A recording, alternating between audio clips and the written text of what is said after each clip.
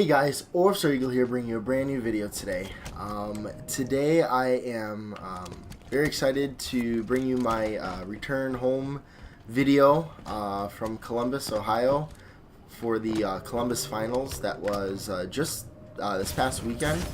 I am very excited to come back home, but for those of you who don't know, me and my friend Borg made a trip to Columbus, Ohio for the finals there, the regional finals, and what an amazing event it was. I know I haven't put out a video in a little bit of time, and that's because I was away, couldn't record anything, so as soon as I could, I wanted to get back to record and bring some content to you guys. Basically, this video is just going to be a quick recap of how the event went, some thoughts and opinions. There's a lot that happened. I'm excited to go over it with you. Right now I'm just in a custom game just so I have the liberty to talk. So there's a lot to go over, but if you didn't know, the Columbus Finals was this past weekend, March 23rd through the 25th, and what an event it was. There was a lot of suspense surrounding just the Halo community, for one involving Toxic, ex-Optic, because of if you didn't know, Optic, well, I'm sure you probably did. Optic is no longer a part of Halo. The players themselves, like Snakebite, Lethal in them are, and Frosty, and Royal too, but they are no longer under the Optic banner. So they went as their own team name called Toxic, and it was just an amazing event. I have a vlog that I'm going to be actually editing right after this comes out. That should be out within a day or two, not even. I'm looking forward to getting that out to you as soon as possible. But there was a lot that transpired. I got to meet and talk with a lot of different people. And so I just want to kind of go over some thoughts and some of my experiences. First off, I got to actually have a nice conversation with the man himself, SHOTZZY. It turns out, so me and Borg went to, I'll kind of give you a rundown for the event. I'll actually go and end this, and I'll probably join like a quick play or something. But me and Borg left on Thursday from Chicago to Columbus, and on Thursday we were just kind of settling in. We had an Airbnb that was insane. You'll see it in the vlog. It was just so cool, so nice, so roomy. And then on Friday was the Microsoft Store, a viewing party and doubles tournament, and it was a lot of fun. We got to see a lot of cool people. It was just a great experience. That's also in the vlog. But so Friday we got to tour a little bit of the downtown area and went to the Microsoft party. We did the doubles tournament. We actually came in fifth out of, I'd say, like 30 or more teams. It was really cool because it was run really smoothly. We played on the Halo LAN server. It was awesome. Felt great. Yeah, we came in fifth. I would have liked to do better. Okay, so we actually lost to two girls, but not just any two girls. They're actually the girlfriends of Commonly and Straight Sick. Commonly of Wise Gaming and Straight Sick of Oxygen Supremacy. And they were not bad. They themselves are champs in Halo. It was actually, we gave them their first loss. Borg and I we didn't drop a game up until them. And the first game we played was the Rig. We beat them. There was a sniper on it. Borg and I got to use that quite a bit. But then it was Regret and Truth, and it was just, we could have played a little better. I could have made smarter decisions, but overall we did great. Me and Borg ended up beating out a few pros. One of them from a pro from Mind Freak Pros. So yeah, I'm very happy with how we did. A lot to learn and everything. So, but following that, Saturday was is when the MLG Arena opened to the public. You had to have tickets to get in, and we had issues getting our tickets. I think I mentioned it before, maybe, but there was difficulties with our tickets. We weren't able to get them. We were actually in the parking lot at the food truck getting food, trying to figure out how we're supposed to get into the venue. And SHOTZZY's brother, Steven, was next to us, and he and I started talking. I was talking to him about like if you haven't seen Splice release a video regarding how family and friends view SHOTZZY, you know, like his journey into Halo, and he was a part of it. So I was able to talk with him, and it was really cool just being able to hear the different you know, different things, and you know, how proud he is of his little brother and stuff like that. But honestly, one of the coolest things right off the bat was the fact that Steven himself actually, once he heard that we were having some issues with our tickets, he actually got us in no problem, because he's technically a coach for Team Oceanic. So it was really cool that he just, as soon as he heard, you know, what was going on, he's like, hey, just follow me, and he got us to go into the back where the players hang out. We got to see the feature station. He made sure I got to talk with SHOTZZY for a bit, because SHOTZZY and I have a very similar playstyle and stuff. So I'll get back to that in a second. So Saturday was awesome. Honestly, right now, real quick, I'll highlight a little bit of some things that were really cool for me. So on Saturday, during one of the I think it was I think Reciprocity was playing against someone, and they were using the spring jump glitch, which obviously, if you don't know, me and Novacast released a spring jump glitch video a while back last year. Oh my, it's been a few days since I played. So everyone was using it. Not everyone. Everyone on Reciprocity seemed to be using it.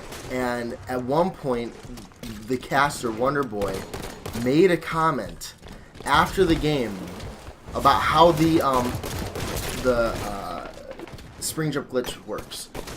He didn't just explain the spring jump. He explained the glitch itself and how much it's changed Halo. And that just made my day. It's like, I've kind of helped change the way Halo 5 works. So, and that completely blew my mind. And Steven was there, and he was wondering about it, because I guess he didn't know what it was. So I was able to explain to him what it was, and different things, different like intricacies about jumps and movement.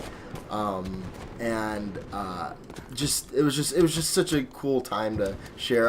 In fact, I'll put that little clip with Wonderboy saying that little bit about the spring jump glitch right here.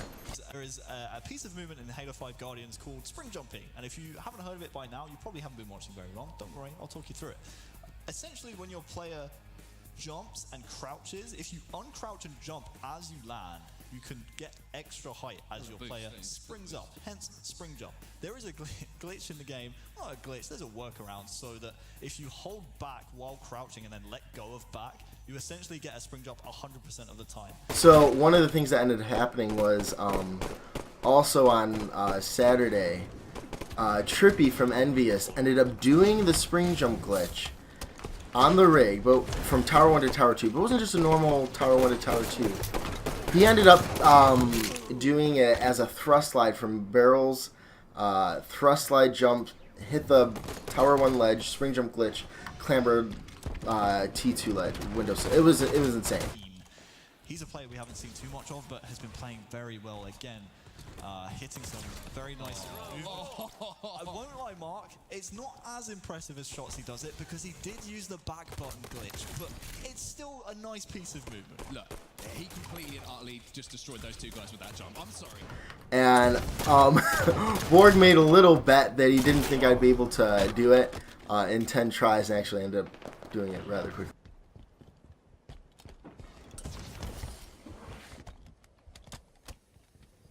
Yeah, so it was just really cool just to see something that, you know, you've been a part of, just kind of so pronounced in the gameplay. But and on top of that, what was also really awesome was that just getting to see the different, oh my, you're everywhere. Sorry. Just getting to see the way different players move and all that, and just seeing their personalities, it was great there. I know I went to DreamHack Denver, but this was, to be honest, the venue was really small, and so it was even more like up close and personal, so to speak. Oh well. So on Friday, one of the reasons why they had the Microsoft Store viewing party was because the public was not allowed into the MLG venue on Friday because there were so many teams. It's a very, very small venue, and it was really hard to fit everyone in. So, but on Friday, what ended up happening was one of the players from Splice, Stellar, had a gallbladder emergency of sorts, and it resulted in him not being able to play on Friday. So Splice was faced with the option of either forfeiting their match against Renegades on Friday, putting them to the losers bracket, or having their coach, Skeptical, step in and fill in. But if they did that, they would have to play the rest with Skeptical as their fourth instead of Stellar the rest of the weekend, right? Which they didn't want to do. So what they decided to do was forfeit that match, and they dropped to the losers bracket. Stellar ended up feeling a lot better for the rest of the weekend, and so they actually had to end up playing Toxic, or Optic, if you would, on Saturday. A lot earlier than they anticipated, right? And one of the issues with that was that they were not, I guess, mentally prepared to go against, you know, such a high caliber team as Toxic so early on, and they ended up losing. But me just watching, like, even SHOTZZY play, like, on that day, everyone just, like, Splice wasn't really talking or stuff like that. They weren't really communicating. It's like they were all right with losing, it seems. It wouldn't have put them out of the competition, but it did put them a little bit lower than they wanted, right? So, on Sunday then, Steven gave us like his, I don't know, not guest pass, but he just kind of let us in again on Sunday, and we got to watch Splice go up against Reciprocity and Envious, and Splice was on just a switch was flipped, and they were just playing out of their minds, right? And when they went up against Optic, so how it had to turn out was that Splice had to win. Once they like got to the final of the losers bracket, because remember they were in the losers bracket for forfeiting, they had to win one best of 7 against Optic at the end of it, which would reset the bracket, and then they had to go straight into another best of 7 in order to win the entire thing. And it was honestly just, it was a tall order, right? And not only, if you, I'm sure if you guys saw, Splice won, but it wasn't like it was a maybe. The first losers bracket, or the first losers best of 7, Optic didn't win a single game, and then they took a 15-minute break and had to play the next best of 7 to reset the bracket for the grand finals, right? In 9 games, because they were best of 7s. The first game, Splice 4-0'd Optic. The next one, Optic only won 1 game. And it was absolutely insane what they pulled out. Oh my goodness, I don't know where you went. Okay. And I won't highlight anything from there, but I will say this. It ended up being, not only were they shooting extremely well, both teams, both Optic and Splice were, but the movement that came out of Splice was beyond anything anyone has ever seen. Basically, instead of really relying on positioning, which they did incorporate positioning into their playstyle. It was almost totally about movement. Being able to go from one map to the other. I mean, all they were doing was skill jumps. Throughout the entire day on Sunday, watching Splice, the casters, all that was coming out of their mouth was the movement and the teamwork. And they got to do an interview with SHOTZZY. And this is one of the interesting parts that happened was that you guys should probably know, pro teams scrim each other throughout the season in order to get practice in, instead of doing matchmaking. That way they can understand their opponent better. Splice decided to forego any scrims since Orlando in February to now. They had not scrimmed a single team. And everyone was wondering, why would they decide to do that? That seems very, foolish to not scrim anyone before going up, a finals like this. And in the interview, SHOTZZY said to Strongside, it was Walshy, they believe themselves, Eco, Stellar, Renegade, and SHOTZZY, to be basically the 4 best players in Halo 5, which arguably they are. SHOTZZY is the best player in Halo 5 for sure, and for the rest of them, it's a debate as to it's a debate as to whether or not the rest of them are right there, but they honestly believe so. So their mentality behind doing the not scrimming was they only did doubles against each other. It would be, let's say, SHOTZZY Renegade against Eco and Stellar. Stellar and Renegade versus Eco and SHOTZZY. And that's how they did. And they focused on communication and just the movement. The being able to get from point A to point B like that. And and that was their secret, according to SHOTZZY. And in the finals, you could see that even though verbally they weren't communicating as much, Splice, they just had a trust of each other that was evident, just so evident, just the way they moved, and they trusted each other to have each other's back. And one of the things that really got my attention was just how easily Splice was able to escape being pinched or being outpositioned, because all they did was, the moment that they were starting to get under pressure, they would just get out of there. I mean, they would literally do something like this and just be somewhere else within 2 seconds. Like, not once was really Splice in a position for more than about 2 to 5 seconds before they just moved around. And it was just absolutely insane. Of course they needed good shots and everything, but honestly, that's the new meta. It seems to me, and the reason why I say that is because, so Sunday after the finals, SHOTZZY's brother, Steven, was kind enough to call, his SHOTZZY's name is Anthony, so people call him Ant. He was nice enough to get Ant to just have a little conversation with me, because I had some questions. I had some questions regarding, Halo 6, if it's advanced movement or classic movement, which would SHOTZZY prefer, stuff like that. Different skill jump questions, stuff like that. So I got to talk with SHOTZZY about it, and honestly, just their mindset was just on a different level. It was all about not giving anyone a chance to keep him pinned down. And on top of that, it was making sure that they knew where they were at all times on the map. And I'm saying individually, they were able to hit like this jump, for example.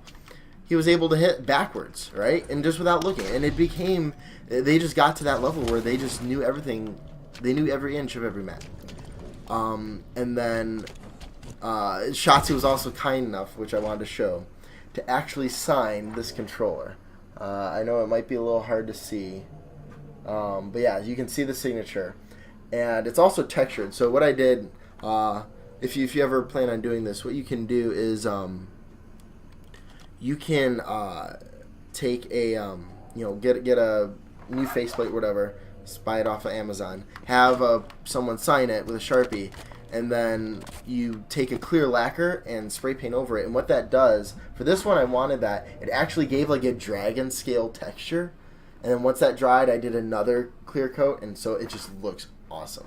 I told Steven I was going to do that, and Steven was like, "You can even do that?" And I was like, "Yeah," and so it was really cool. I shared that with him. But, so SHOTZZY was kind enough to, sign my controller and all that. But also, he actually remembered me from Denver. He's like, he said, it was pretty cool. He straight up said that he remembers a few of my jumps, Novacast and stuff like that, and that was pretty awesome. But also, what I wanted to share was that after the actual Sunday championship, there was a after party that 343 Industries and Halo held at a restaurant, and it was by invitation only. Luckily, Steven and Kyle Nemesis were nice enough to have me and Borg go in as well, and it was absolutely insane. Literally every pro was there. So I got to talk to Wonderboy, the caster, who did the casting with the skill jump glitch, and he's like, he recognized my name from the video. He's like, I've watched that video so many times.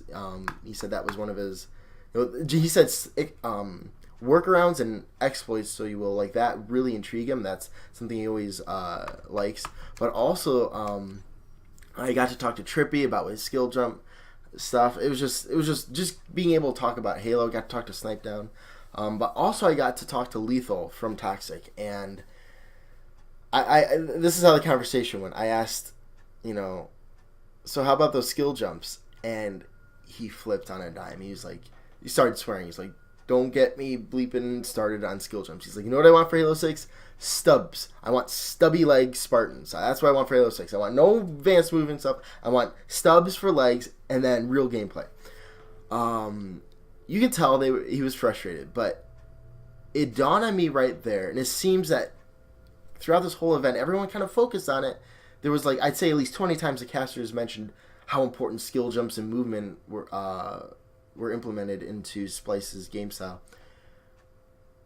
It dawned on me that the meta has changed for Halo 5. It isn't as much power positioning and angling and locking down your opponent to a certain area of the map. That's what Optic was trying to do to Splice, and all Splice would do is just do a skill jump that would get them on the opposite side within a short matter of time. And then combine that with the teamwork and the team shotting, it was unbeatable. And it really dawned on me that this is the meta now. The skill jumps and the map movement is probably one of the key, most important things for Halo 5 now. That's where the trend is going. And I'm lucky enough to have already invested so much time into skill jumps. I'm already one of the top. I'm definitely top 1%. I'm up there. Just even seeing, I got to talk to a few like Boo Boo Doo Boo a little bit about different skill jumps that even he was like a little hesitant on. I said, this is my visual cue, let's say, for like Fathom, the skill jump from like the first box off spawn to camo. Not he felt a little, there was a little you can tell there's a little like hesitation when he did it, and I explained, just some of my visual cues. There's also a lot, like even talking like with Commonly or even Kyle, I bring up skill jumps and they're like, that's more for like SHOTZZY. Like, that's SHOTZZY's thing. People, I think, are now following this starting to recognize the fact how useful skill jumps can be and how important they are to master. And if you don't, it can spell a loss for you and your team. So I'm very excited to been continuing my skill jump series, because that's where the Halo 5 meta is now. I mean, just the this past Sunday proved it. It was just absolutely insane. So I wanted to share that I'm back. wanted to get a video out to you guys as soon as possible. I'm gonna be having a vlog coming out within a couple days. Very excited to have been able to talk to like SHOTZZY and just, kind of pick his ear about different things.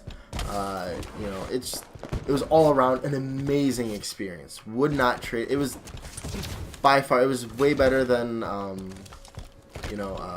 DreamHack Denver. Just, I don't know. It was also a lot smaller, so it was easier to like have more personal conversation with people, and something I just really appreciated. Especially because me, I'm trying to look to go competitive. And honestly, right now, one of the biggest focal points is teamwork, knowing your team perfectly virtually, and then knowing your movement. That's what will change.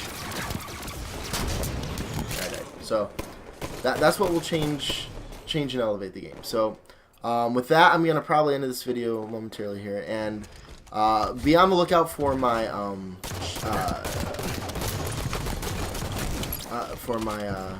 vlog. If you haven't, please be sure to subscribe. I am hungry now more than ever to share with you guys the different jumps I found, even just at the Airbnb that me and Borg were at. I found a few new jumps on Fathom that I don't think anyone knows. Like, it's such a cool medium to be able to like explore maps and just learn something new. It all depends on how eager you are to, you know, to be injured, you know, to be inventive, to be imaginative about movement. You know, it's things that not a lot of people explore and should be. Obviously, in the case of Splice. So, with that, I'm gonna end the video. Thank you thank you very much, guys. I can't talk. Still a little tired from the trip. It was a long weekend. Thank you very much, guys, for tuning in. Hope you guys enjoyed. If you did, please be sure to like and subscribe. And I will see you guys in the next one. Peace.